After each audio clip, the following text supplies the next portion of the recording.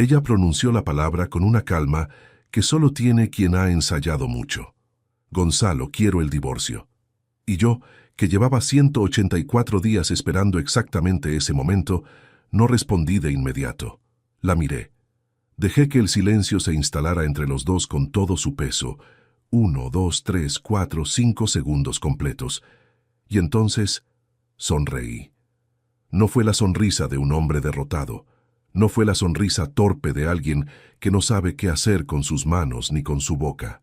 Fue algo diferente, algo que ella no esperaba encontrar al otro lado de la mesa, y lo supe porque vi cómo el color de su seguridad cambiaba en menos de un segundo, como cuando se apaga una luz en una habitación que uno creía conocer de memoria.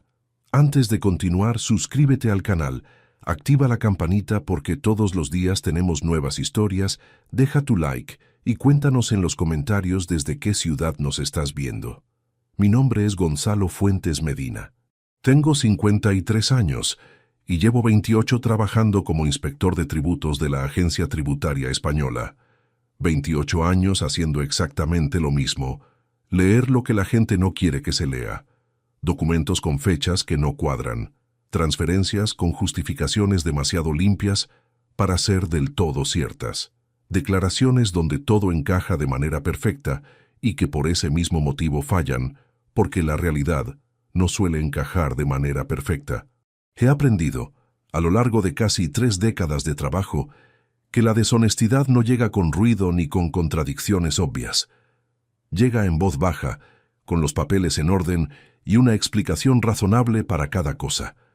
Lo que la delata es siempre un detalle pequeño, una cifra que parece correcta pero está 1 milímetro fuera de lugar, una fecha que rompe el patrón de una manera que solo nota quién sabe qué patrón buscar. Una transferencia que justifica exactamente lo que debería justificar, sin 1 euro de más ni 1 euro de menos, y esa precisión matemática es precisamente el error que la traiciona. Llevo 28 años buscando ese tipo de errores en los documentos de otras personas. En marzo de 2023 los encontré en los míos. Estaba casado con Inmaculada Serrano Vega desde hacía 27 años y 4 meses, en el momento en que ella se sentó frente a mí esa tarde de septiembre y pronunció la palabra divorcio. Nos casamos en enero de 1996, en Valencia un sábado de invierno con el cielo limpio y frío, y 43 personas que creían estar siendo testigos de algo que iba a durar. Inmaculada tenía 22 años, yo tenía 25. Ninguno de los dos tenía grandes certezas sobre el futuro económico. Ninguno tenía ahorros considerables, pero teníamos algo que entonces parecía más que suficiente: la convicción compartida de que íbamos a construir algo juntos, con trabajo y paciencia, y la clase de determinación que da la juventud, antes de que la vida enseñe cuánto cuesta mantenerla. Y lo construimos. Durante años, lo construimos de verdad. No quiero que esto parezca la historia de un matrimonio que nunca funcionó, porque no lo sería honesto. Fue un matrimonio que sí funcionó, durante mucho tiempo, y lo que vino después tiene el peso que tiene precisamente por eso.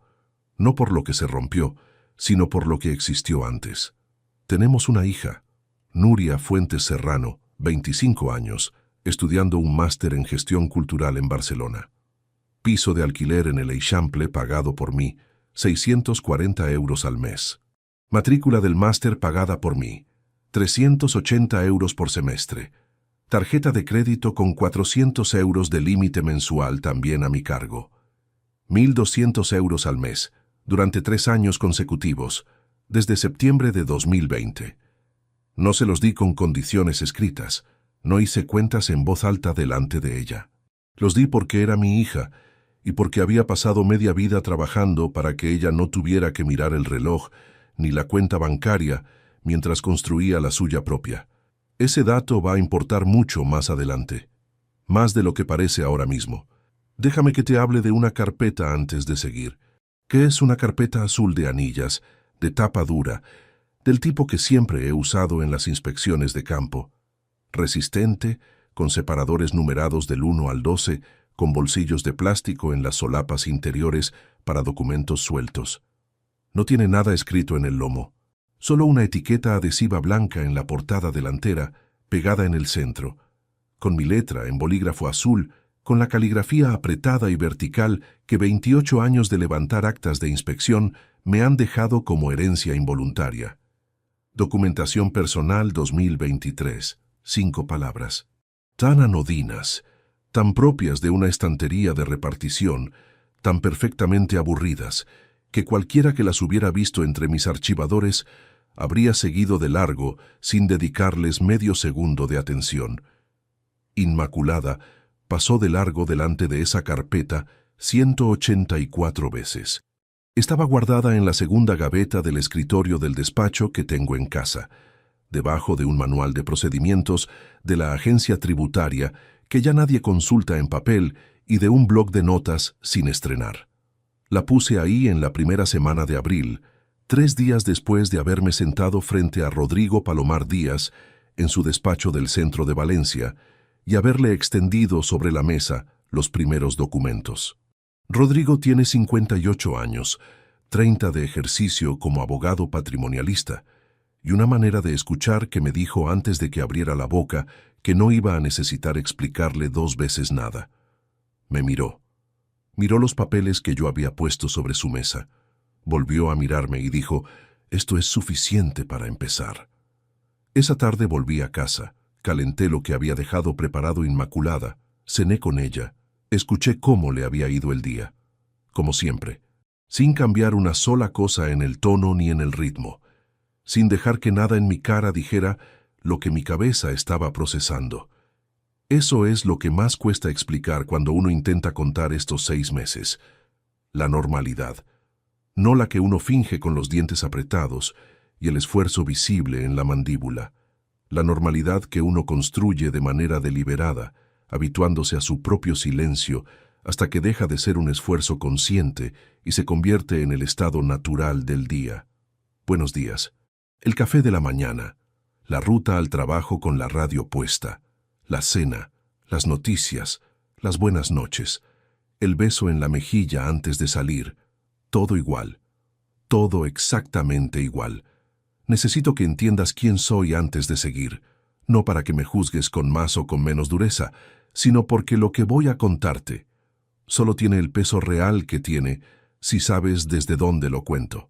Soy un hombre que se levanta a las 6:30 de la mañana de lunes a viernes desde hace 25 años. Que ha comido en la repartición cuando había expedientes que no podían esperar. Que ha llegado tarde a cenas de cumpleaños y a conversaciones importantes que debería haber tenido en su momento y que no tuvo porque había trabajo pendiente. No lo digo para buscar absolución, lo digo porque es verdad, y porque la verdad merece ser dicha sin rodeos aunque sea incómoda.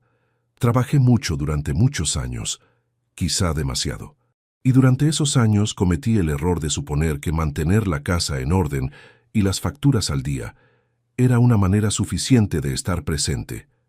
Me equivoqué en eso. Construí una vida ordenada. Un piso en Valencia con la hipoteca liquidada desde 2016. Un coche sin deudas pendientes. Una hija en la universidad. Una esposa con su propio proyecto. Una academia de actividades que Inmaculada abrió en 2020 con respaldo de la cuenta familiar y que yo apoyé sin hacer preguntas, porque me pareció justo que tuviera algo propio. Algo que no dependiera de mí, ni de lo que yo pudiera o no pudiera darle. Algo que fuera exclusivamente suyo. También eso forma parte de la historia.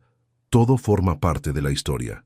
28 años de carrera me han enseñado algo sobre las personas que deciden ocultar algo. No lo hacen de golpe. No se levantan una mañana y resuelven de repente volverse deshonestas. Lo hacen por capas, con tiempo, casi sin darse cuenta al principio. Primero una omisión pequeña, algo que se deja sin decir porque la conversación para decirlo no llega nunca en buen momento. Luego una explicación que nadie pidió, pero que ofrecen de todas formas porque la culpa empuja hacia algún lado. Luego la costumbre. Y al final, lo que empezó siendo una mentira que costaba trabajo sostener, se convierte en el idioma con el que hablan. Ya no sienten que mienten.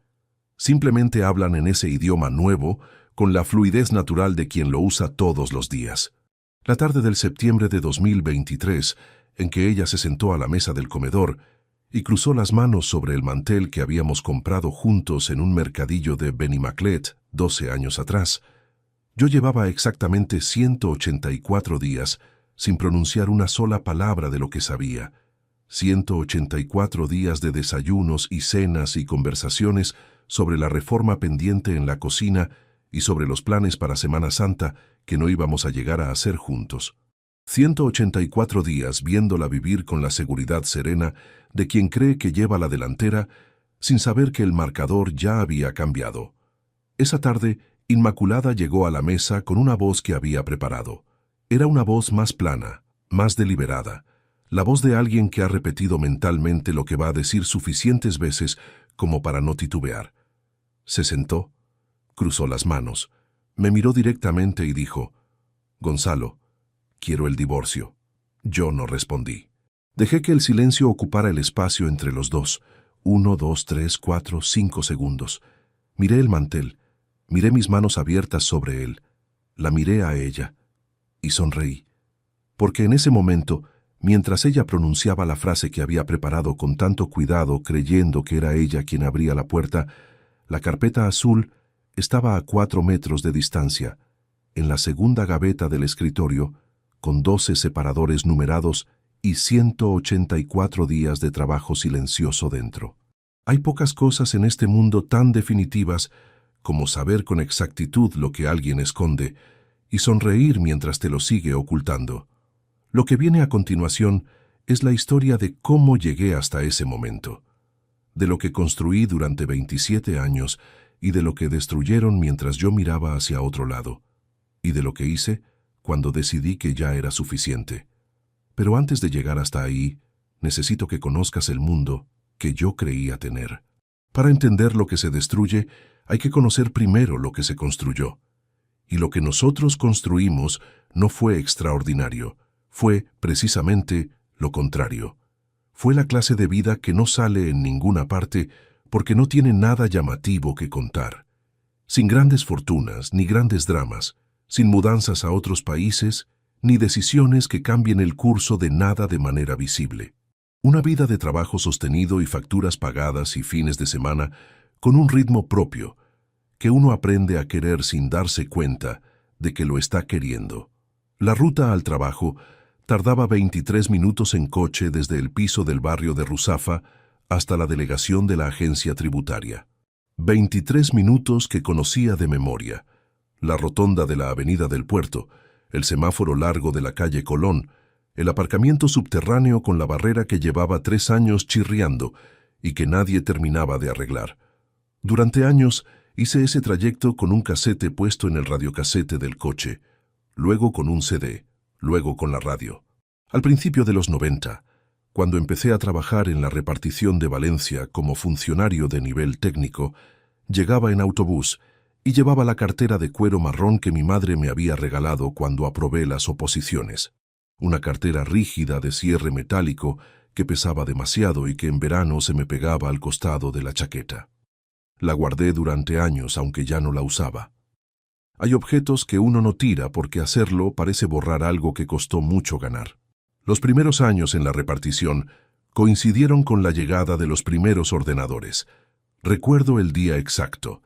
Era febrero de 1994, cuando pusieron en nuestra planta 4 terminales de pantalla verde, uno por cada 2 mesas.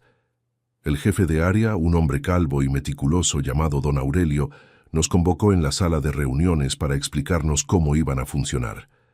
Había quien pensaba que aquello iba a durar poco, que la gente nunca iba a confiar en una máquina para llevar sus cuentas. Yo no estaba tan seguro. Me quedé 2 tardes seguidas más de lo necesario aprendiendo a manejar aquel sistema, porque algo me decía que quien supiera usarlo antes que los demás iba a llevar ventaja. Y la llevé. Esa tendencia a estudiar el instrumento antes de que los demás lo entiendan me ha acompañado toda la vida. Más adelante también me serviría. Pero eso viene después. Con Inmaculada nos conocimos en octubre de 1993, en una cena de cumpleaños de un compañero de trabajo. Ella había ido con una amiga de la infancia que conocía al homenajeado a través de un cuñado. Esa clase de conexiones indirectas que en aquella época eran el único algoritmo disponible. Llegó con un jersey burdeos y el pelo recogido, y durante la primera media hora no cruzamos ni una palabra porque estábamos en extremos opuestos de la mesa. Fue al final de la cena, cuando alguien propuso tomar algo en un bar cercano, y los grupos se mezclaron, cuando acabamos caminando juntos sin que ninguno de los dos lo hubiera planeado. Hablamos durante 2 horas de pie en la barra de un local con demasiado ruido y poca luz, y cuando nos despedimos en la puerta, yo le pedí el número de teléfono escrito en una servilleta, porque ninguno de los dos llevaba tarjetas de visita encima. La servilleta se lavó sin querer en el bolsillo de la chaqueta y quedó ilegible. La llamé igual al día siguiente, porque el número lo había memorizado sin proponérmelo.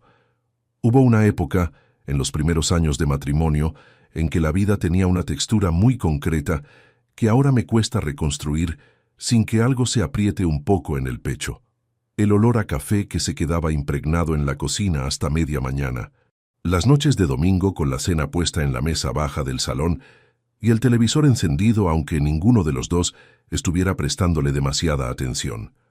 La manera en que Inmaculada doblaba la ropa, con una precisión casi geométrica que nunca entendí del todo, como si cada prenda mereciera ser tratada con la misma seriedad que un documento importante. Era ordenada en ese sentido, constante. Tenía una manera de hacer las cosas que no cambiaba con el estado de ánimo del día, y eso, durante muchos años, fue algo en lo que apoyarse sin tener que nombrarlo. Nuria nació en junio de 1998, un martes con el calor de Valencia, ya instalado con toda su determinación.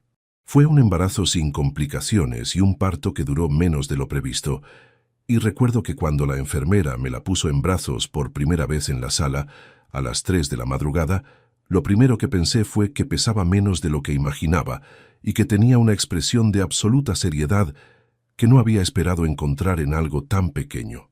Inmaculada me miró desde la cama, agotada con el pelo pegado a las sienes, y sonrió de una manera que no le había visto antes y que tampoco volvería a ver con esa misma intensidad. Hay momentos que existen solo una vez y que uno reconoce como lo que son únicamente cuando ya han pasado. Nuria creció siendo aplicada en el colegio y difícil de convencer fuera de él. Tenía opiniones sobre todo desde muy pequeña, y la costumbre, que le viene de quien sea, de sostenerlas sin ceder demasiado, aunque el argumento contrario fuera sólido. No era un defecto, era un carácter. Yo lo veía como algo que le iba a ser útil de adulta, esa determinación suya, y durante sus años de bachillerato me senté con ella más de una vez a revisar trabajos o a escuchar cómo explicaba lo que había aprendido, y me gustaba cómo pensaba. Me gustaba la claridad con que organizaba las ideas. Pagué sus estudios universitarios sin dudarlo, y cuando en 2020 me dijo que quería cursar un máster en Barcelona, busqué piso con ella un fin de semana de julio, firmé el contrato de arrendamiento y volví a Valencia con la sensación de quien ha hecho lo que tenía que hacer. 1.200 euros al mes, 3 años, 43.200 euros en total. No los conté así entonces. Los di mes a mes, con la naturalidad de quien paga una factura más en la lista de las facturas habituales, sin registrar la suma acumulada, porque no tenía ningún motivo para hacerlo. Eso también es parte de lo que se construye sin darse cuenta, la confianza que hace innecesario llevar la cuenta. Inmaculada dirigía las mañanas de casa con una eficiencia que yo daba por descontada y que en realidad no era sencilla. Cuando nuestros horarios eran distintos, ella se aseguraba de que hubiera algo preparado antes de salir. Cuando yo llegaba tarde por un expediente que se había alargado, la cena estaba envuelta en el horno sin ningún comentario al respecto. No era una mujer que dramatizara las ausencias, era práctica, y durante muchos años interpreté esa practicidad como acuerdo tácito, como una señal de que entendía el trabajo que yo hacía y el tiempo que requería. Ahora sé que hay una distancia considerable entre entender algo y aceptarlo sin coste. Tardé demasiado en entender esa diferencia. Ahí es donde tengo que ser honesto, aunque no sea cómodo serlo. Hubo años, especialmente entre 2008 y 2012, cuando la crisis económica convirtió la repartición en un lugar bajo una presión que no se ha repetido desde entonces, en que llegaba a casa con la cabeza tan llena de expedientes y de plazos que no me quedaba espacio para nada más. Cené solo en el despacho más noches de las que debería. Perdí conversaciones que deberían haber ocurrido. No lo digo buscando comprensión, lo digo porque es el mapa real de lo que pasó, y un mapa con territorios omitidos no sirve para orientarse. Me ausenté emocionalmente en años que importaban. Eso no justifica nada de lo que vino después, pero sí explica parte de la distancia que fue creciendo sin que yo le pusiera nombre. La Academia de Actividades de Inmaculada abrió en febrero de 2020, en un local de la calle de Jesús que ella había buscado durante meses y encontrado en el peor momento posible, justo cuando el mundo entero estaba a punto de cerrarse. Tuvo que mantenerla cerrada los primeros meses, luego abrió con restricciones, luego fue encontrando su ritmo. Lo que yo veía era su entusiasmo, la manera en que hablaba de ese proyecto con una energía que hacía tiempo que no le escuchaba en la voz. Me pareció bien, me pareció más que bien. Pensé que era exactamente lo que necesitaba. Algo suyo, construido desde el principio, con sus decisiones y sus horarios. Nunca pedí ver las cuentas, era su proyecto. Respetar eso significaba no meterme. En septiembre de 2021, en una feria de proveedores de material deportivo y de ocio que se celebra cada año en Valencia, Inmaculada conoció a Valentín Aguirre Molina. Tenía 46 años, representaba varias marcas de material para academias de movimiento y bienestar, y fue ella quien me lo mencionó por primera vez esa misma tarde, al llegar a casa. He encontrado un proveedor interesante para la academia. Creo que vamos a trabajar bien. Nada más, yo asentí y pregunté si el precio era competitivo. Ella dijo que sí, y ahí terminó la conversación. No volví a escuchar ese nombre hasta octubre de 2021, cuando apareció en un justificante bancario como destinatario de una transferencia desde la cuenta de la academia. Lo vi de pasada, sin que significara nada todavía, porque no tenía ningún motivo para que significara algo. Era un proveedor. Las academias pagan a proveedores. Eso es exactamente lo que hacen. La última noche que recuerdo con la nitidez de quien no sabe que es la última fue una noche de febrero de 2023. Un miércoles sin nada especial. Habíamos cenado tarde porque yo había tenido una reunión que se alargó y ella había esperado sin decirme que esperaba. Pusimos las noticias que hablaban de algo que ya no recuerdo y en un momento dado, Inmaculada se quedó dormida en el sofá con la cabeza apoyada en el reposabrazos y la mano todavía suelta sobre el mando a distancia. Yo apagué el televisor, saqué la manta del armario del pasillo, se la puse por encima sin despertarla y me fui a la cama. No sabía que era la última noche en que ese gesto significaba lo que yo creía que significaba. 3 semanas después, un martes de marzo, abrí los extractos de la cuenta conjunta en el ordenador del despacho y empecé a leer con la atención que uno reserva para los documentos que importan. Hay una diferencia entre leer un documento y leerlo de verdad. Durante casi 3 décadas he aprendido a hacer lo segundo. No recorrer las cifras con los ojos buscando confirmación de lo que uno espera encontrar, sino detenerse donde el ritmo cambia, donde algo rompe la cadencia sin razón aparente. La mayor parte de los fraudes no se descubren en lo que está mal escrito, se descubren en lo que está demasiado bien escrito. En la coherencia artificial de quien ha ordenado los números para que no llamen la atención, sin saber que esa misma voluntad de pasar desapercibido es lo que termina delatando el conjunto. Era un martes, 17 de marzo de 2023. Eran las 11 menos cuarto de la noche cuando abrí los extractos de la cuenta conjunta en el ordenador del despacho, con la taza de manzanilla ya fría en el borde de la mesa y Inmaculada dormida al otro lado del pasillo desde hacía media hora. Lo hice sin intención especial. Fue el mismo impulso que me lleva a revisar cualquier documento que no he mirado en un tiempo. El hábito de quien sabe que los números cuentan historias distintas según cuándo se leen. Los primeros 3 meses no levantaban ninguna señal. Enero, febrero, principios de año con el ritmo esperado, las transferencias habituales, los pagos recurrentes que uno reconoce sin necesidad de descifrar. Pero en octubre de 2021 había una transferencia a nombre de Valentina Aguirre Molina por valor de 3.200 euros, no desde la cuenta de la academia, sino desde la cuenta conjunta. Nuestra cuenta, la que usábamos para la hipoteca, para los suministros, para los gastos del piso. Me detuve ahí. 3.200 euros es una cantidad que pide explicación. No es un pago menor que pueda ignorarse como gasto corriente. Lo anoté mentalmente y seguí leyendo.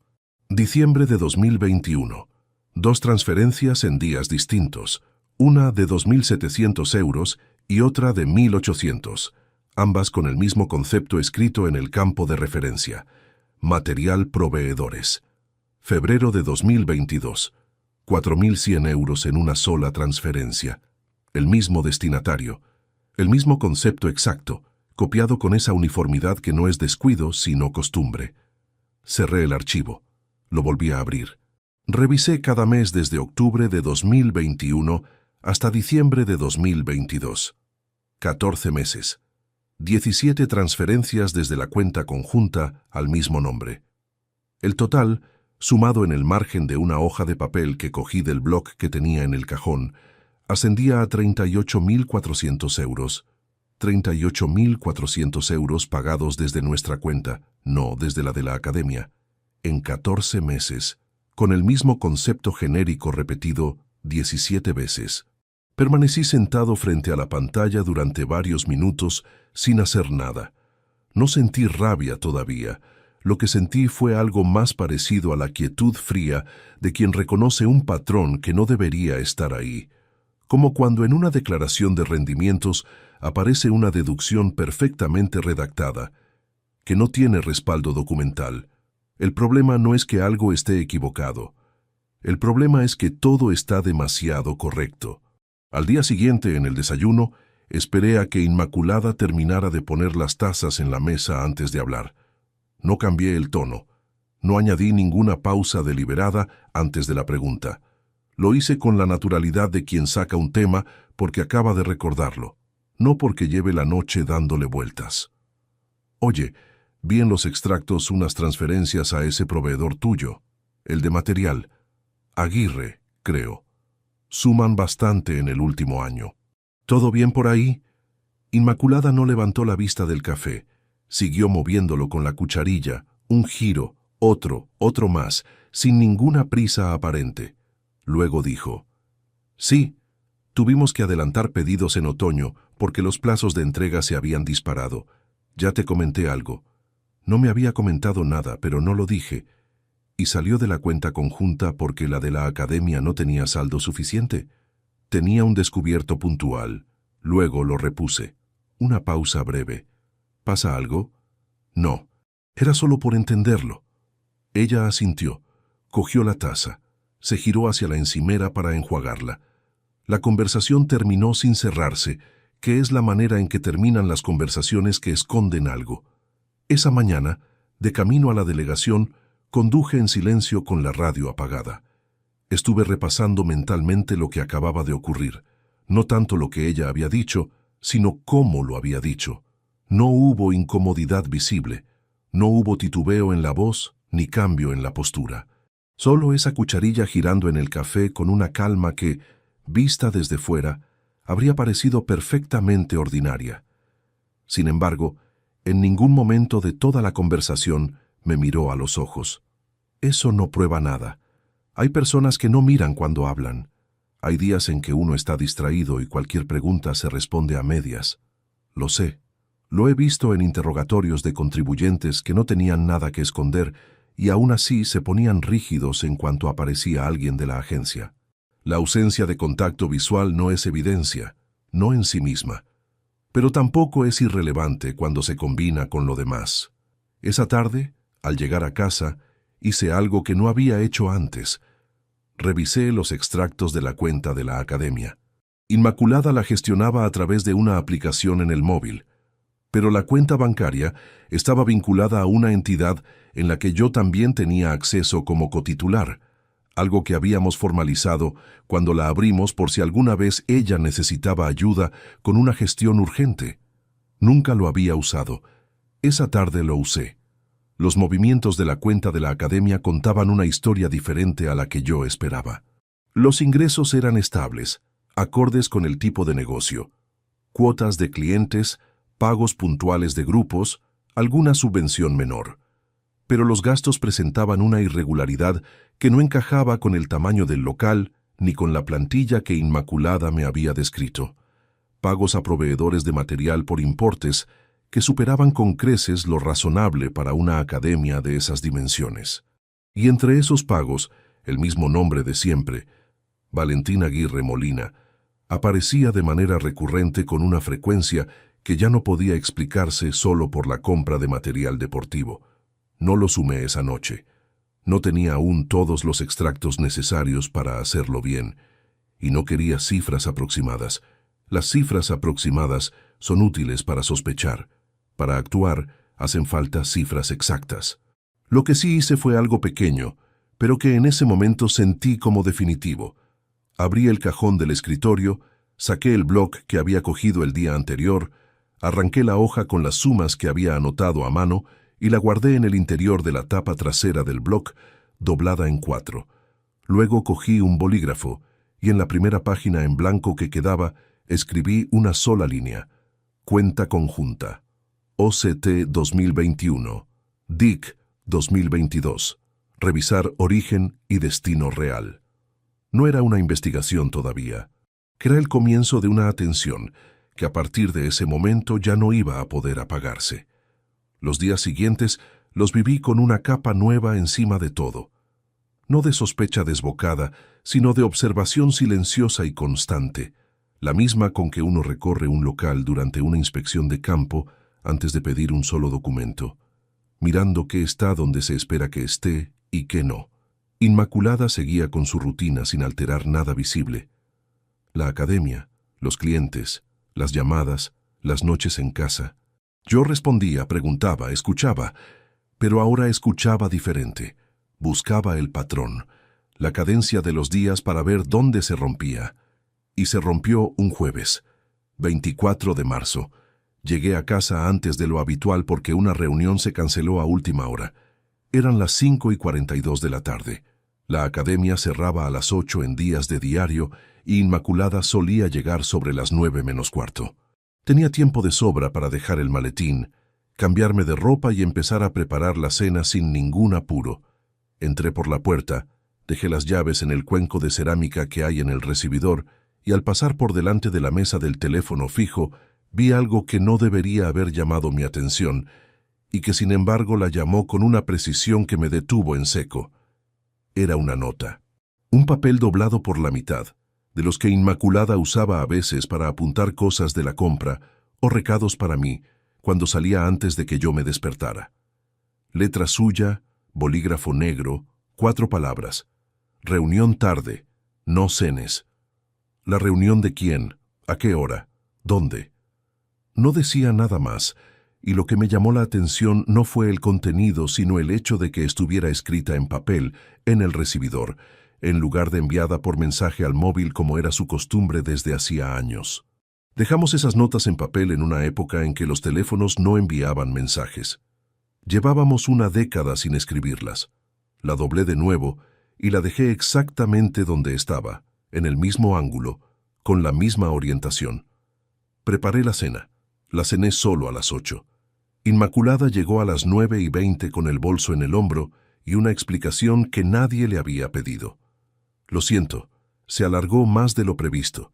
Era una cosa del distribuidor. Sin problema, dije. Hay sobras en el horno. Ella fue a cambiarse. Yo recogí los platos.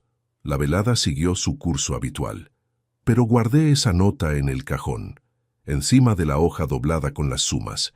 Ahí fue cuando entendí que lo que había empezado como una revisión de extractos había cruzado sin que yo lo decidiera conscientemente hacia algo distinto.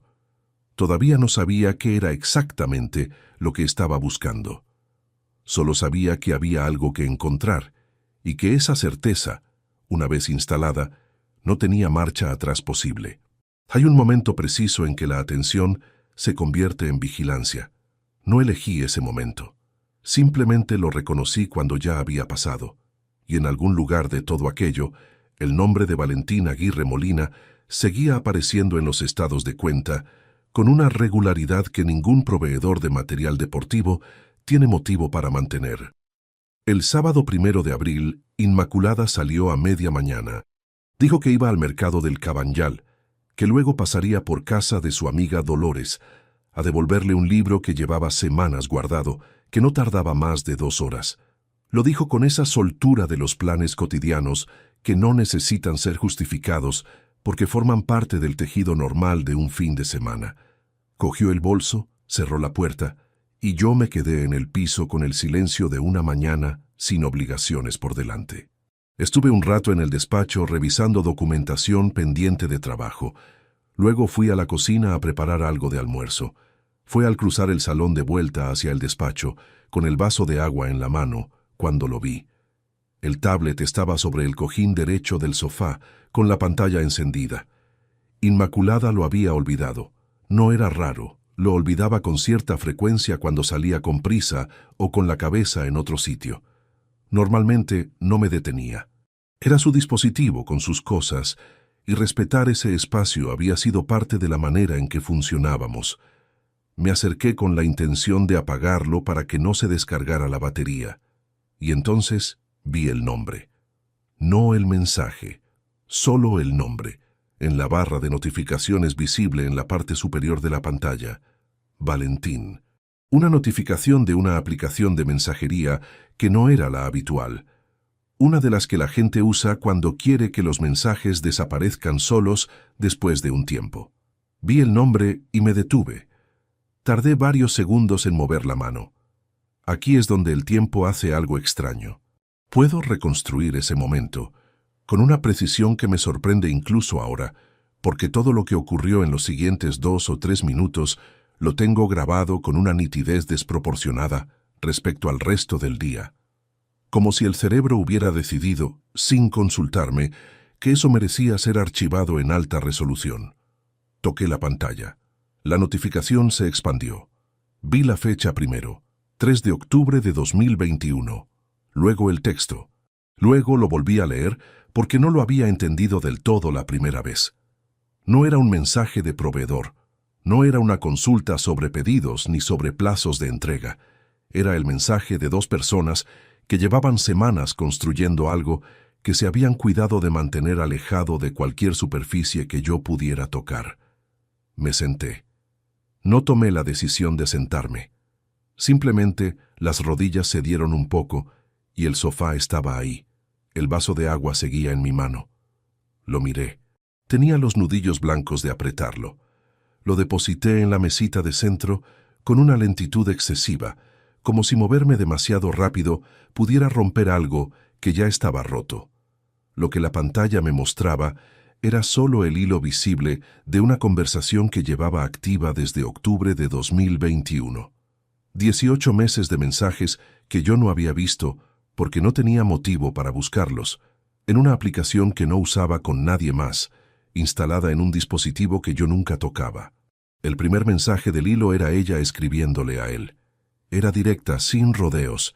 Eso fue lo que más me sorprendió al principio, esa ausencia total de timidez. Como quien ya lleva tiempo pensando en decir algo y un día simplemente lo dice. Seguí bajando por el hilo sin decidir si quería seguir. La pantalla pasaba de un mensaje al siguiente con la indiferencia de quien no sabe lo que contiene. Y entonces, entre los mensajes más recientes, apareció uno que no era de Valentín. Era de Nuria. Enviado el 18 de noviembre de 2022, 4 meses y medio antes de ese sábado. Un mensaje corto, de 11 palabras. Mamá, sé lo de Valentín, no te preocupes, no voy a decir nada. Lo leí una vez, lo leí 2 veces, lo leí una tercera vez buscando alguna interpretación distinta que no encontré. Solté el tablet sobre el cojín. No lloré. Quiero ser preciso en esto porque importa. No lloré. Lo que ocurrió fue algo diferente, algo más físico y más profundo que el llanto. Se me cerró la garganta de golpe. como cuando uno recibe un golpe en el pecho que saca el aire sin aviso. Las manos empezaron a temblar, no de manera dramática, sino con ese temblor sordo y continuo que no se controla porque no viene de los nervios, sino de un lugar más interior que uno no sabe cómo alcanzar. Me quedé sentado con las manos abiertas sobre las rodillas, mirando cómo temblaban, como si pertenecieran a alguien que no era yo. La academia abrió en febrero de 2020. Valentín entró en septiembre de 2021. Nuria lo sabía desde noviembre de 2022. Desde ese noviembre hasta ese sábado habían pasado 4 meses y medio. Durante esos 4 meses y medio, yo había ingresado a Nuria 1.200 euros cada primero de mes. 3 meses enteros con ese conocimiento dentro y la mano abierta recibiendo el dinero sin decir nada. No me levanté del sofá durante no sé cuánto tiempo. El reloj de la pared marcaba las 12:15 cuando fui capaz de mirar hacia arriba. Afuera había ruido de calle, alguien con un carro de la compra, una moto arrancando. La vida exterior siguiendo su propio ritmo, completamente ajena a lo que acababa de cambiar en ese salón. Lo que más me costó en esos minutos no fue el peso de la traición en sí. Fue entender que mientras yo llevaba semanas calibrando sospechas, construyendo hipótesis con cuidado de no ir más lejos de lo que los datos permitían, la verdad había estado a mi alcance en cualquier momento en que hubiera extendido la mano. Había pasado de largo delante de ella durante meses porque había decidido, conscientemente, no mirar donde no me habían invitado a mirar. Y esa decisión, que en su momento me había parecido una forma de respeto, había sido en realidad el escudo detrás del cual todo esto había crecido sin obstáculo. Me levanté. Fui al cuarto de baño. Me eché agua en la cara, 2 veces, 3. Me miré en el espejo con la misma atención con que uno examina un documento antes de firmarlo, buscando algo que reconocer. El hombre del espejo tenía 53 años y los ojos secos, y una expresión que no era de rabia todavía, sino de algo más parecido a la lucidez forzada de quien acaba de comprender que el problema es bastante más grande de lo que calculaba. Volví al salón. Cogí el tablet. Antes de devolvérselo al cojín, tomé nota mental de 3 fechas concretas del hilo de mensajes, las suficientes para orientar una búsqueda más exhaustiva sin tener que volver a tocarlo. Lo dejé exactamente donde estaba, con la pantalla apagada esta vez, y me aseguré de que el cojín quedara en la misma posición en que lo había encontrado.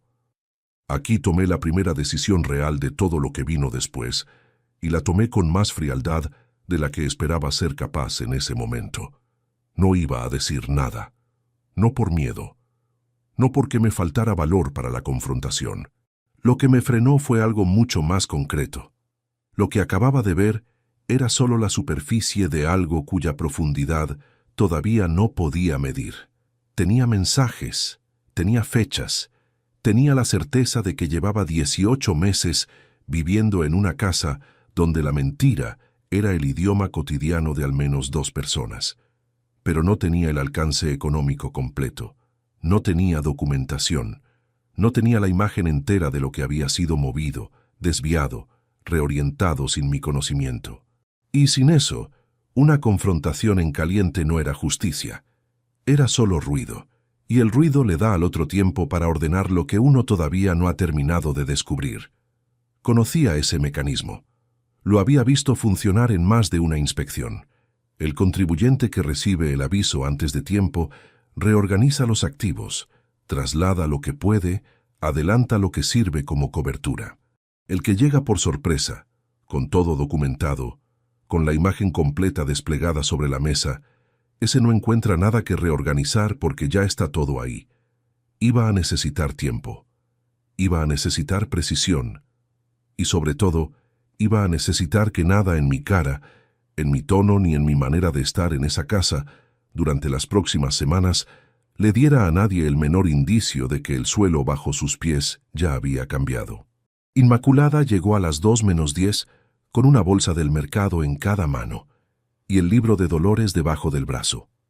Entró por la puerta, dejó la compra en la cocina, me encontró leyendo en el sofá y dijo que había encontrado unos tomates buenísimos y que si me apetecía ensalada para comer.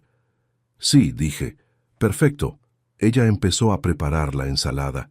Yo pasé la página sin haber leído la anterior. Y el tablet seguía en el cojín derecho del sofá, con la pantalla apagada, a menos de 1 metro de los dos. Algo se había cerrado en mí esa mañana con un clic limpio y silencioso. No una puerta de rabia. Algo más parecido a una cámara que enfoca, sin temblor, sin prisa, con el único propósito de ver bien lo que tiene delante. El lunes siguiente al primer fin de abril, me levanté a las 6:15, 20 minutos antes de lo habitual, y antes de salir de casa, fui al despacho y saqué del cajón el bloc y la hoja doblada. Me los llevé al trabajo en el interior del maletín, entre 2 expedientes como cualquier otro documento de consulta. Nadie en la delegación iba a preguntarme qué tenía entre los papeles. Nadie lo había hecho en 28 años.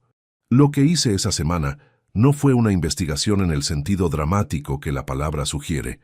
Fue algo más parecido a lo que hago cada vez que me asignan un expediente de inspección con antecedentes oscuros. Ir hacia atrás, con metodología, sin saltarse capas. Primero el mapa general, luego los puntos de ruptura, luego la documentación que sostiene cada punto. Tenía acceso legal a las cuentas en las que figuraba como cotitular, la conjunta y la de la academia. Solicité en la entidad bancaria un histórico completo de movimientos de ambas desde enero de 2020. Lo pedí en persona, con el número de contrato y mi DNI en la sucursal de la calle Cirilo Amorós un miércoles a mediodía. La empleada me lo imprimió sin hacerme ninguna pregunta porque era un trámite ordinario y yo lo planteé como un trámite ordinario. El sobre con los folios impresos lo llevé directamente a casa sin abrirlo en la oficina. Esa noche, con Inmaculada en la academia hasta las 8, extendí los folios sobre la mesa del despacho y empecé a trabajar. Lo que hace un inspector de tributos cuando se enfrenta a un conjunto de movimientos financieros no es leerlos en orden cronológico, es construir categorías, separar lo que encaja de lo que no encaja, identificar los conceptos que se repiten con una regularidad que no se sostiene por sí sola, buscar la proporción.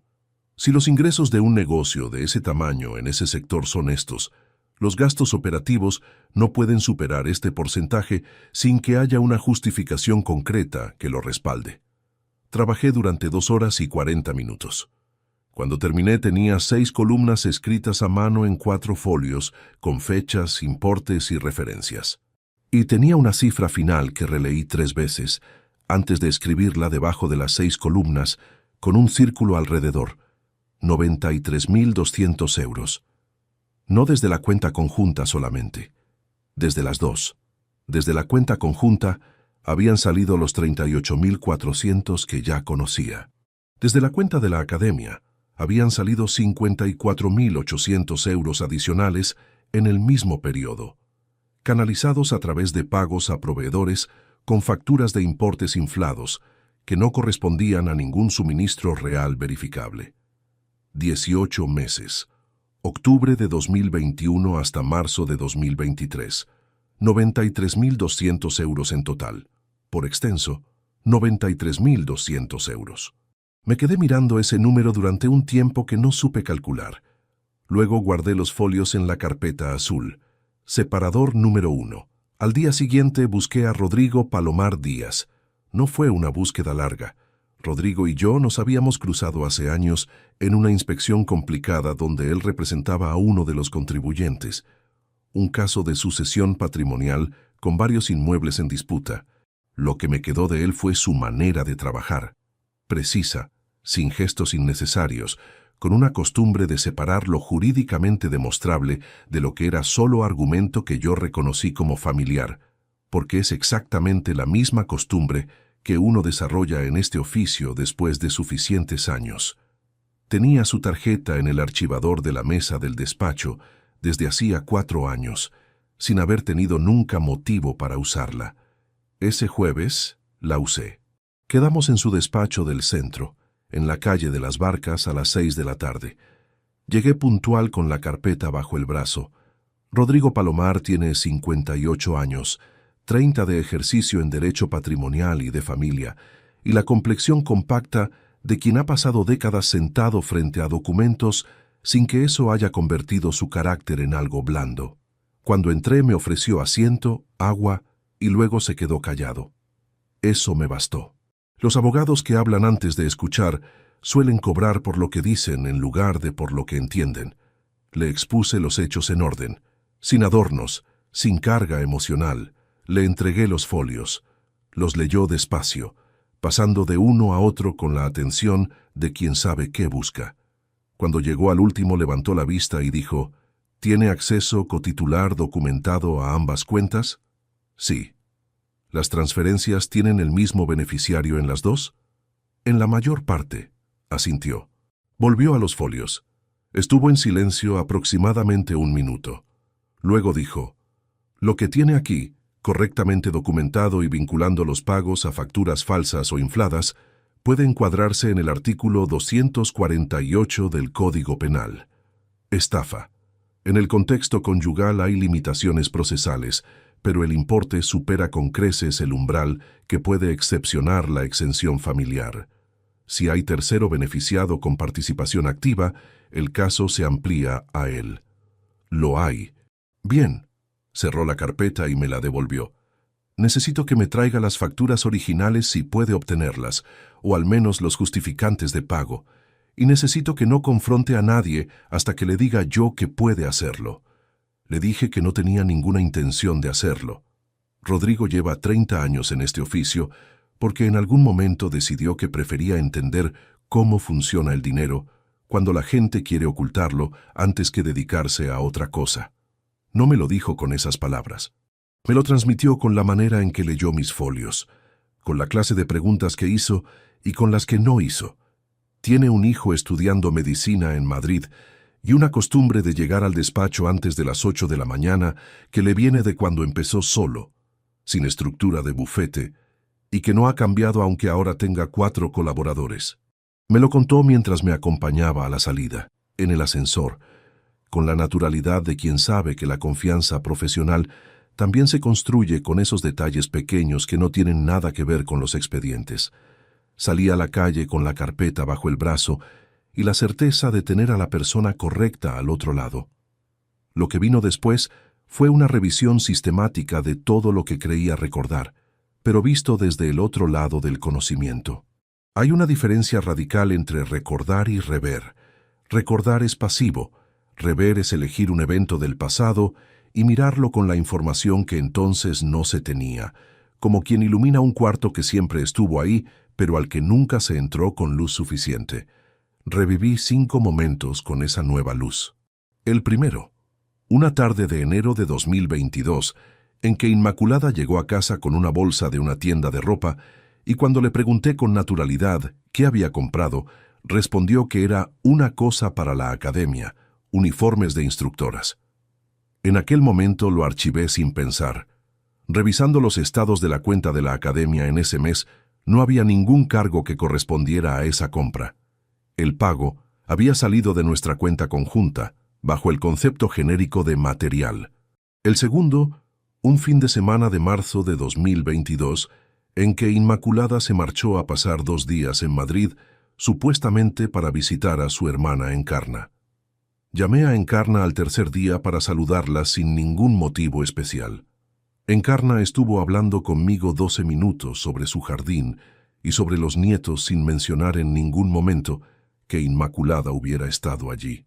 En su momento pensé que quizás se había marchado un día antes de lo previsto o que Encarna simplemente no había sacado el tema. Ahora ese fin de semana tiene otro nombre. El tercero. Un comentario de Nuria en la cena de Nochebuena de 2022. Fue una frase menor casi al pasar dirigida a su madre. Está quedando muy bien, ¿no? Y la respuesta de Inmaculada, igual de breve, con una mirada que duró medio segundo más de lo necesario. Sí, mejor de lo que esperaba. Yo no pregunté a qué se referían, porque en las cenas de Nochebuena hay docenas de conversaciones que se cruzan y uno no sigue todas. Ahora sé que no hablaban de la academia. El cuarto, una tarde de octubre de 2022, en que encontré en el cuarto de baño un frasco de colonia masculina que no era mío. colocado detrás de uno de los botes de Inmaculada en el armario inferior. Se lo mencioné. Ella dijo que era de una muestra que le habían dado en la farmacia para un cliente, que lo tenía allí hasta que lo llevara. Lo guardé sin más. El frasco desapareció 2 días después. El quinto, una noche de febrero de 2023, 11 días antes de descubrir los extractos, en que Inmaculada revisó su móvil en la cama con la pantalla girada hacia su lado durante más tiempo del habitual, y cuando le pregunté algo rutinario sobre el día siguiente, tardó 2 o 3 segundos en levantar la vista, como si hubiera que hacer un esfuerzo para salir de donde estaba. Perdona, estaba leyendo algo. No añadió que. 5 momentos. 5 veces en que algo había estado ahí, visible, y yo lo había archivado bajo el epígrafe de lo cotidiano sin abrirlo. La semana del 17 de abril, Inmaculada llegó a casa una noche con catálogos de cocinas en la mano. Los extendió sobre la mesa del comedor con la energía de quien trae una propuesta que lleva tiempo madurando. Creo que deberíamos reformar la cocina este verano. He estado mirando precios y no es tan caro como pensaba. Me mostró varios modelos. Habló de encimeras y de distribución, y de que el fontanero que conocía tenía disponibilidad en julio. Yo miré los catálogos. Dije que había que pensarlo. Ella dijo que no tenía prisa, pero que los presupuestos había que pedirlos con tiempo. Era la mujer que llevaba 18 meses vaciando nuestra cuenta, sentada frente a mí, hablando de reformas, con los catálogos extendidos sobre el mantel de Benny Maclet. En ese momento, en algún lugar de esa conversación sobre encimeras y fontaneros, tomé nota mental de algo que iba a tener consecuencias más adelante, y no dije nada de eso tampoco. Lo que sí puedo decir ahora es esto. Hay algo que voy a contar en su momento sobre lo que ocurrió con esa reforma de cocina, sobre los presupuestos que llegaron, sobre lo que descubrí dentro de uno de ellos. Eso llega más adelante, cuando todo lo demás ya esté en su sitio. Pero lo que ocurrió con esa reforma fue el último error de exceso de confianza que Inmaculada cometió, y lo cometió delante de mí sin saberlo. Valentín Aguirre, mientras tanto, seguía sin saber que alguien había empezado a dibujar el contorno exacto de lo que los dos habían construido juntos. Hay noches que no se parecen a ninguna otra, no por lo que ocurre en ellas, sino por lo que uno no puede impedir que ocurra dentro.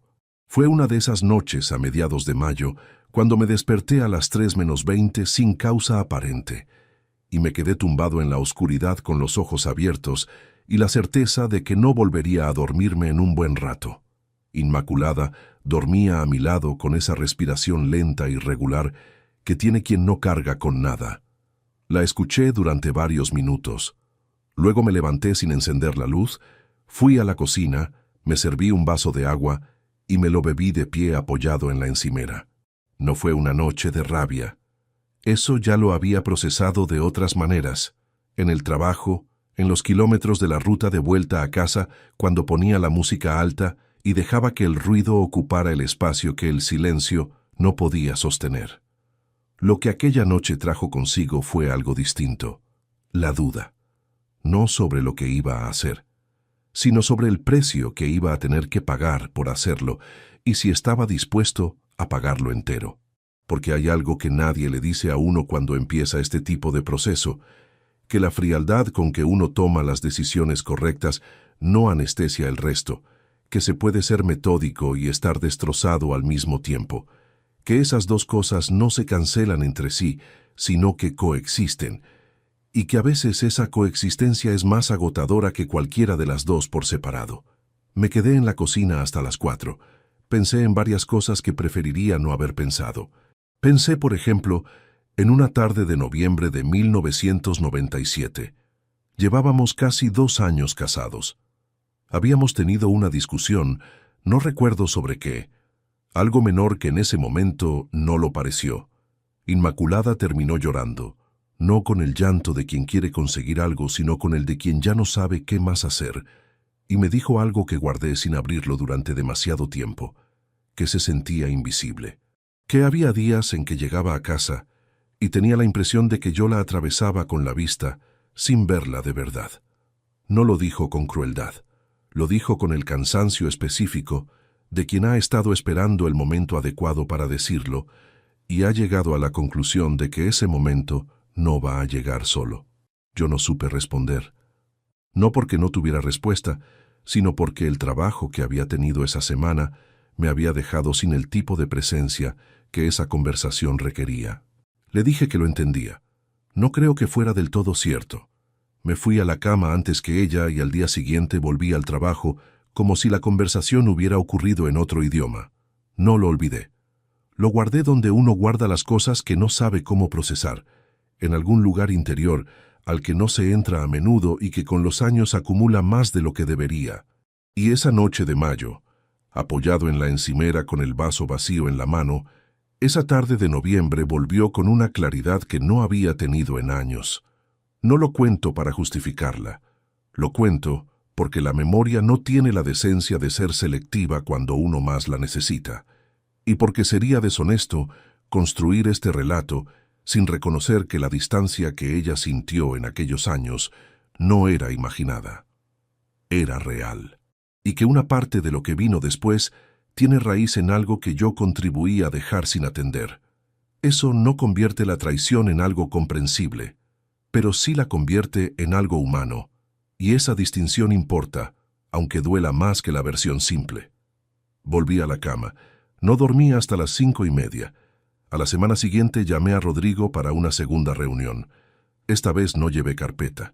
Llevé una lista de 4 puntos escritos en el reverso de un sobre y le pedí que me explicara con exactitud qué era jurídicamente protegible antes de que cualquier procedimiento se pusiera en marcha. No quería sorpresas. No quería llegar al momento final y descubrir que algo que creía blindado tenía una grieta que no había visto. Rodrigo me recibió en el mismo despacho. Esta vez había café. Estuvimos 1 hora y cuarto. Lo que hice en las semanas siguientes, con la orientación de Rodrigo, fue usar lo que sé de una manera que no había usado nunca en lo personal. Reorganizar. No de manera fraudulenta, sino exactamente al contrario. Documentar lo que era mío antes de que existiera el matrimonio. Separar lo que había sido adquirido con mis recursos propios durante los años en que el peso económico de la casa recaía de manera desproporcionada sobre mi sueldo. Nombrar jurídicamente, con el apoyo de Rodrigo, la naturaleza exacta de las transferencias que ya tenía documentadas, lo que en un balance empresarial se llamaría extracción no autorizada de fondos comunes, y que en el Código Penal tiene un nombre más concreto que ya Rodrigo había señalado en nuestra primera reunión. 4 documentos, preparados con fecha, firma y registro notarial, cada uno describiendo una capa distinta de lo que había ocurrido. La cuenta conjunta, la cuenta de la academia, los pagos al tercero, la participación activa de ese tercero en la recepción de fondos que no le correspondían. Ninguno de esos documentos existía antes de mayo. Todos existirían antes de que llegara septiembre. Lo que también ocurrió en ese periodo, y que nunca le he contado a nadie hasta ahora, fue esto. Hubo una tarde de finales de junio en que Rodrigo me pidió que le enviara por correo electrónico un archivo que habíamos preparado juntos. Lo abrí desde el ordenador del despacho de casa, lo adjunté al mensaje y en el momento en que fui a enviarlo escuché la puerta del piso. Inmaculada había llegado 40 minutos antes de lo que solía llegar. Sus pasos en el pasillo. Luego el silencio de quien se detiene porque ha visto luz bajo una puerta. Cerré la pantalla del correo. No envié el archivo. Me levanté. Fui hacia la puerta del despacho y la abrí justo cuando ella levantaba la mano para llamar. Estaba mirando una cosa del trabajo, dije. No te escuché llegar. Ella me miró un momento, luego, ¿cenamos pronto? Estoy cansada. Sí, dame 10 minutos. Cerré la puerta. Permanecí de pie durante unos segundos con la mano todavía en el pomo, escuchando sus pasos alejarse hacia el dormitorio. Luego volví al ordenador, envié el archivo, cerré la sesión y lo borré del historial del navegador. 10 segundos. Si llega 10 segundos antes, la situación habría requerido una explicación que no tenía preparada. 10 segundos entre lo que ocurrió y lo que habría podido ocurrir. No es mucho margen. Esa noche dormí mal otra vez. Hay algo que se produce cuando uno lleva semanas cargando un peso que no puede compartir con nadie. El peso no desaparece, pero cambia de forma. Al principio es afilado, duele de manera precisa, en puntos concretos, y uno sabe exactamente de dónde viene cada dolor. Con el tiempo se hace más sordo, más distribuido, ocupa más superficie pero con menos intensidad en cada punto. No es que duela menos, es que uno aprende a moverse con él sin que se note en el paso. Lo que sí noté, una noche de julio, fue algo que me costó nombrar. Estaba revisando los documentos por última vez antes de guardarlos, y en un momento dado me detuve y me quedé mirando las hojas sin leerlas. Y pensé con una claridad que no buscaba. Aunque esto salga exactamente como está planeado, el hombre que era antes de marzo de 2023 no va a estar en la sala cuando todo termine. No porque vaya a derrumbarse, sino porque ciertos conocimientos son permanentes. Ciertas imágenes no se borran. Ciertos momentos, una vez vividos, reconfiguran algo interior que no vuelve a su posición original, aunque uno quiera que vuelva. Ganar esto iba a costarme algo que ningún acuerdo legal podía devolverme. Lo supe esa noche, con la misma certeza con que se saben las cosas que no admiten discusión. Fue el momento más silencioso de todo ese periodo. Sin temblor en las manos, sin la garganta cerrándose de golpe como aquella mañana de abril. Solo esa comprensión fría de que hay pérdidas que se producen antes de que nada termine oficialmente y que nadie las registra en ningún documento porque no tienen valor económico asignable.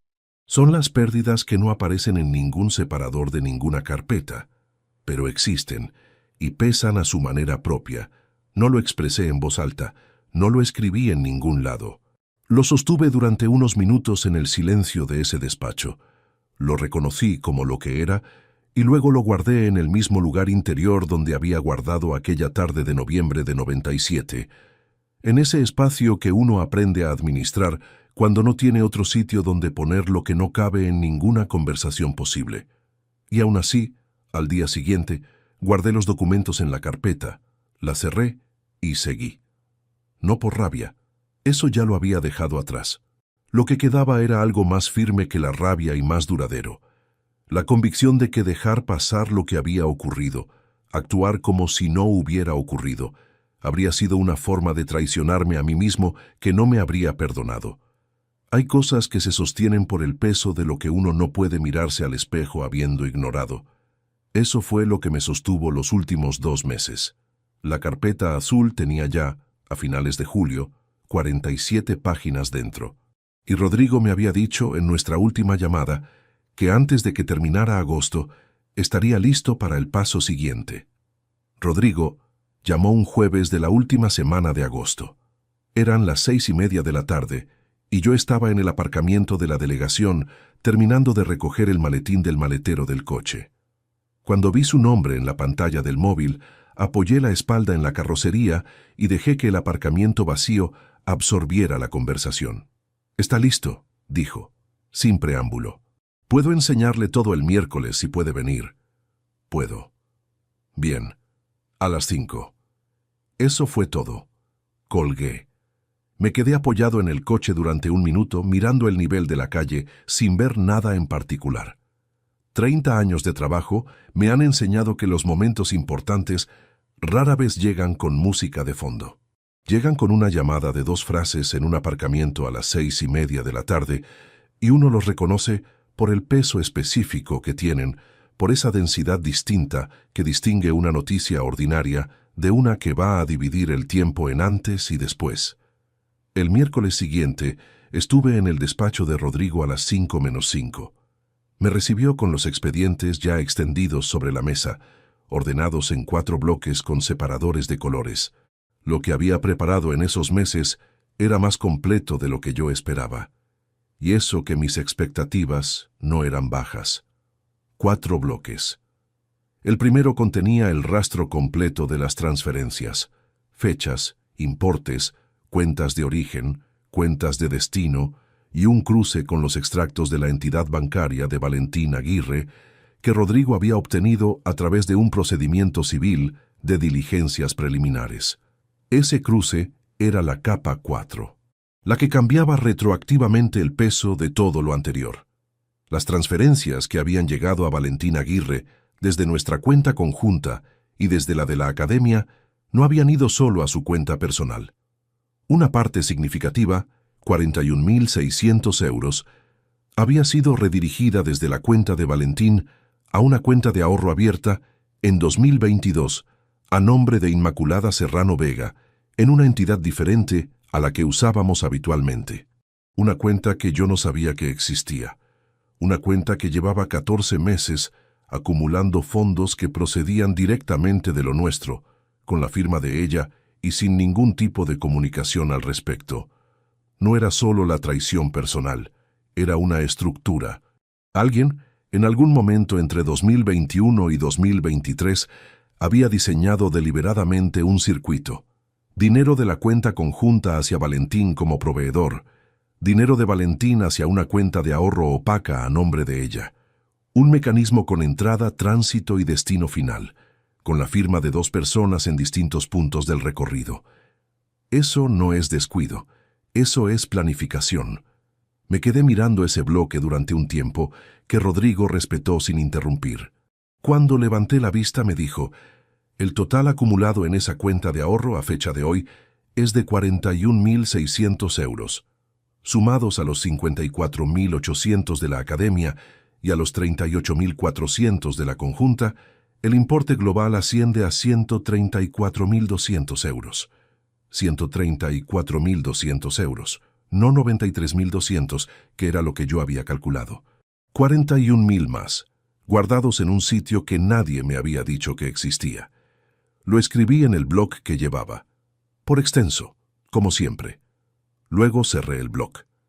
El segundo bloque era el de los presupuestos de la reforma de cocina. Aquí estaba la promesa que había hecho en mayo sin revelar el contenido. Uno de los 3 presupuestos que Inmaculada había solicitado en abril para la reforma venía de una empresa de reformas de Valencia, cuyo titular, según la documentación que Rodrigo había cruzado con el registro mercantil, era el propio Valentín Aguirre Molina. No con su nombre directamente, a través de una sociedad limitada constituida en 2022, con un nombre diferente, en la que él figuraba como administrador único. El presupuesto ascendía a 16.800 euros por una reforma que los otros 2 presupuestos valoraban entre 8.000 y 10.000. Inmaculada lo había presentado como el que mejor relación calidad-precio tenía. Eso era lo que había en ese catálogo de cocinas que ella extendió sobre la mesa del comedor en abril, mientras yo miraba los modelos sin decir lo que sabía. El tercer bloque era la documentación patrimonial que habíamos preparado juntos. Los 4 documentos notariales que establecían con precisión lo que era mío antes del matrimonio y lo que había sido adquirido con mis recursos durante los años de mayor desequilibrio económico entre los dos. Blindado, firmado, registrado. El cuarto bloque era el borrador de la denuncia. Artículo 248 del Código Penal, con la extensión del artículo 250 por el importe superior a 50.000 euros.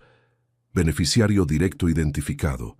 Beneficiaria indirecta identificada. Documentación de respaldo en anexo de 43 páginas. Rodrigo me miró. ¿Cuándo quiere proceder? En septiembre, dije, cuando ella lo planteé. Rodrigo no preguntó qué significaba eso. Llevaba suficientes años en este oficio como para entender que hay confrontaciones que tienen que ocurrir en el orden en que el otro las propone, que hay situaciones en que dejar que la otra persona abra la puerta es más definitivo que abrirla uno mismo. Lo que sí hice en los días siguientes fue algo que no requería ningún documento: prepararme para el momento, no el discurso. No tenía ningún discurso preparado, porque los discursos preparados traicionan al que los ha preparado. Se nota la costura, se nota el ensayo, y esa evidencia le da al otro la coartada de decir que todo estaba calculado desde el principio. Lo que preparé fue el control. La capacidad de estar en esa sala, frente a esa persona, con 134.200 euros y 18 meses de mentira cotidiana encima de la mesa, sin que la voz se quebrara ni la postura traicionara nada. Eso fue lo que ensayé, la quietud. Porque la quietud en ese tipo de situación es lo más devastador que uno puede oponer a quien esperaba encontrar rabia o derrumbe. La rabia le da al otro algo con lo que pelear.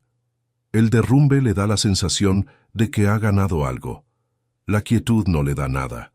La quietud es la demostración de que uno lleva tanto tiempo sabiendo lo que sabe que ya ni siquiera hace falta alterarse. Ensayé esa quietud varias noches, frente al espejo del cuarto de baño, con la luz encendida, mirándome con la misma atención con que un actor revisa su expresión antes de salir al escenario. No para actuar, para verificar que lo que había dentro no iba a filtrarse hacia afuera en el momento equivocado. En cuanto al lugar, la mesa del comedor de casa, no un despacho de abogados, no un espacio neutral, no ningún sitio externo.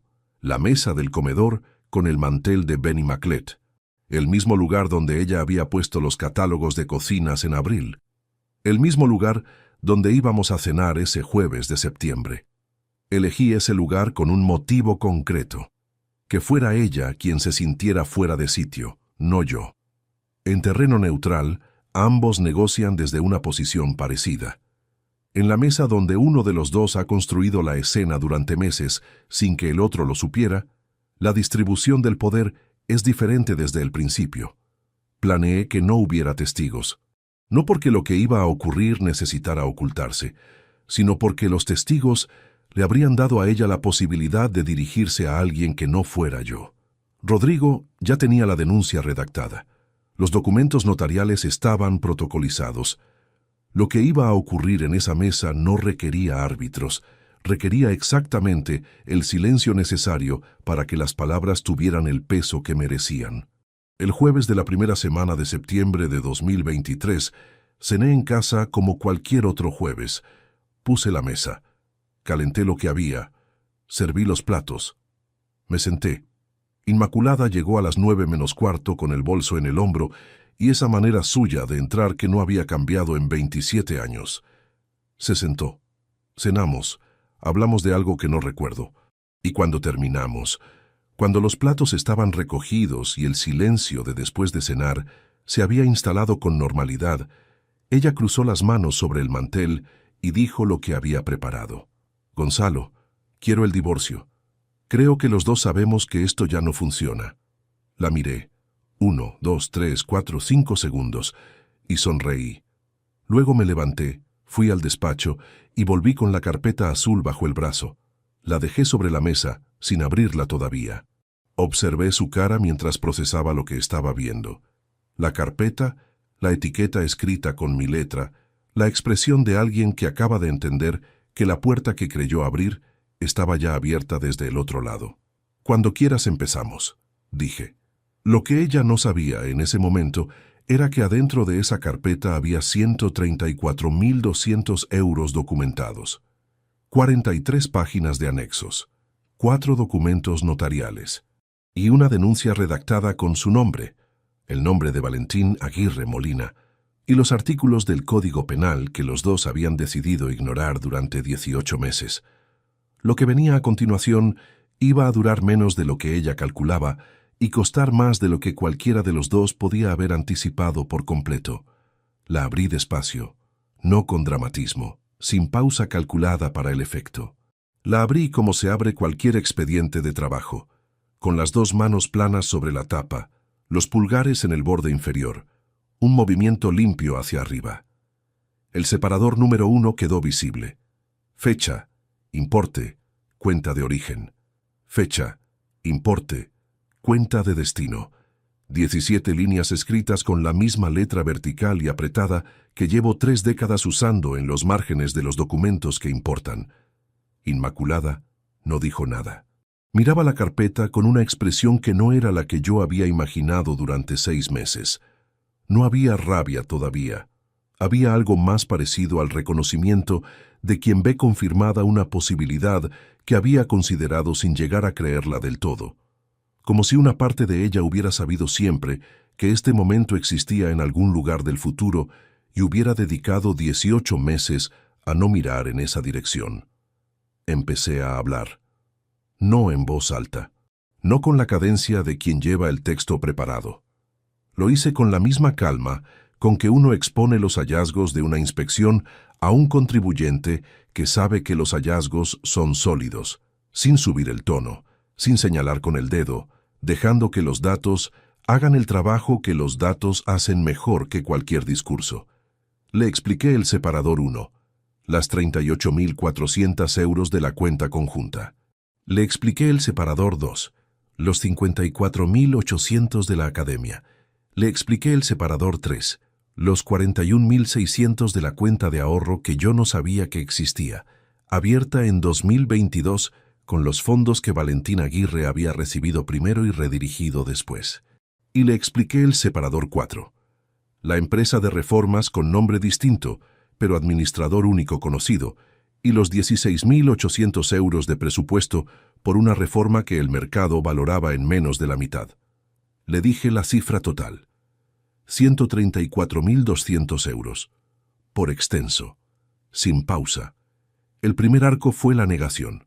Vino rápido, antes de que yo terminara el separador 2, una frase corta, dicha en voz muy baja. Eso no es lo que parece. No la interrumpí.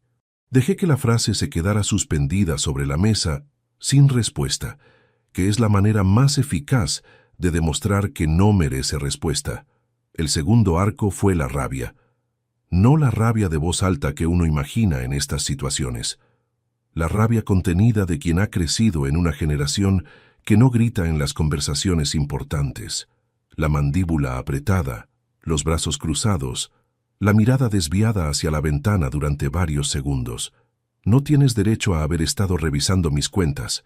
Lo dijo con una firmeza que en otras circunstancias habría sido admirable. Le respondí que la cuenta de la academia tenía mi nombre como cotitular desde el día en que se abrió y que había ejercido un derecho que era mío. El silencio que siguió duró suficiente para que ambos entendiéramos que ese argumento no iba a ser el terreno donde ella eligiera seguir. El tercer arco fue la negociación. Vino disfrazada de explicación. Inmaculada bajó los brazos, respiró, y con una voz que había recalibrado hacia algo más parecido a la razonabilidad, me dijo que las cosas entre los dos llevaban años sin funcionar, que ella había llegado a un punto en que se sentía sin salida, que lo de Valentín no había sido planeado desde el principio, que en algún punto había intentado encontrar algo que le faltaba y que no sabía cómo pedir. Escuché todo. No lo interrumpí. Cuando terminó, señalé el separador 3 con el índice y le pregunté si abrir una cuenta de ahorro a nombre propio, con el dinero de los dos, formaba parte de lo que no sabía cómo pedir. No respondió. Lo que siguió no lo voy a reproducir con detalle, porque no añade nada que los números no hayan dicho ya con más precisión. Hubo un momento, en el cuarto arco, en que Inmaculada apoyó los codos sobre la mesa y se cubrió la cara con las manos durante varios segundos. No sé si fue desesperación real o el último intento de encontrar un ángulo desde el que la situación pudiera reencauzarse a su favor. En ese momento la recordé brevemente como era en noviembre de 1997, llorando en la cocina con el cansancio de quien lleva demasiado tiempo esperando algo que no llega. Esa imagen duró lo que duran las imágenes que uno no ha pedido, unos pocos segundos. Luego se fue. El quinto arco fue la aceptación. No la aceptación de quien ha comprendido algo. La aceptación de quien ha agotado los ángulos disponibles y reconoce, sin decirlo en voz alta, que el territorio no tiene salida en ninguna de las direcciones que ha intentado. Preguntó qué quería. Le dije que Rodrigo Palomar ya había presentado la documentación, que los pasos siguientes no dependían de lo que ocurriera en esa mesa, sino de lo que había ocurrido en los 18 meses anteriores. Cerré la carpeta. Esa misma noche, antes de acostarme, redacté el mensaje para Nuria. 3 frases, sin encabezado afectuoso, sin insultos.